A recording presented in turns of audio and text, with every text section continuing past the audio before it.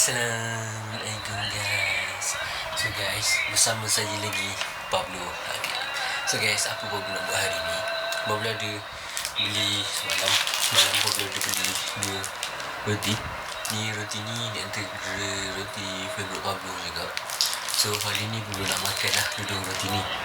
So kalau kau nak tahu apa jadi dekat next konten selepas ni, kau tolong subscribe. Yang mana belum subscribe boleh like konten ni dulu semasa kita tengah tengok ni. So let's go guys. Okay guys, so jom kita starting. Aku rasa perlu nak makan yang coklat dulu lah. Sebab lama tak makan roti ni tau. Last makan bila tak ingat dah bila, tapi last makan memang dah lama tak makan roti ni. So jom kita makan roti ni.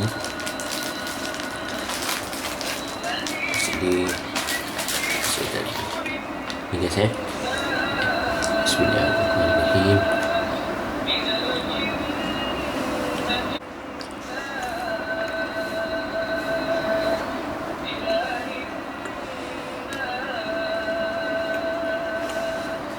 Coklat dia cukup.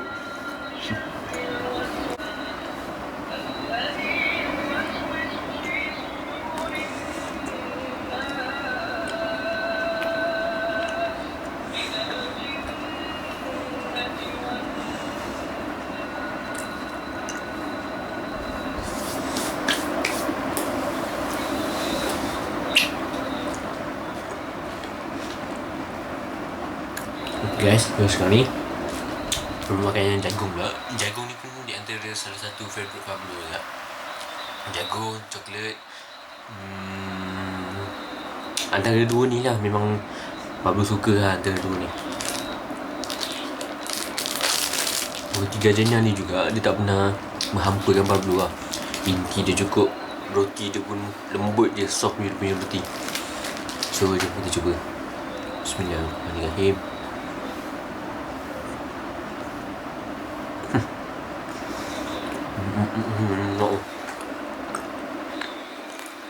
Nampak?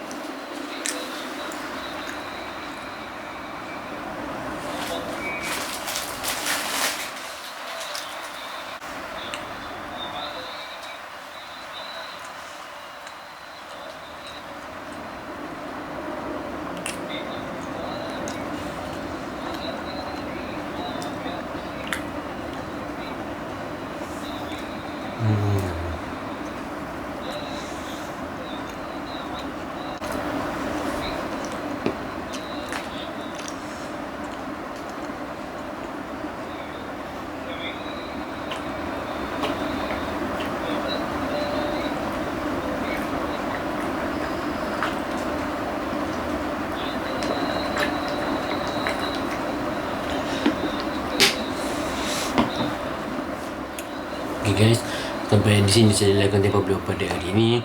Thank you pada korang yang dah support Pablo. Yang belum subscribe, korang boleh subscribe. Jangan lupa like juga, komen ataupun share ke kawan-kawan. Dan tak lupa juga kepada konten dan tak lupa juga kepada TikTok Pablo. Siapa yang belum follow boleh di follow sekarang. And sampai jumpa di next konten guys. Assalamualaikum. Bye.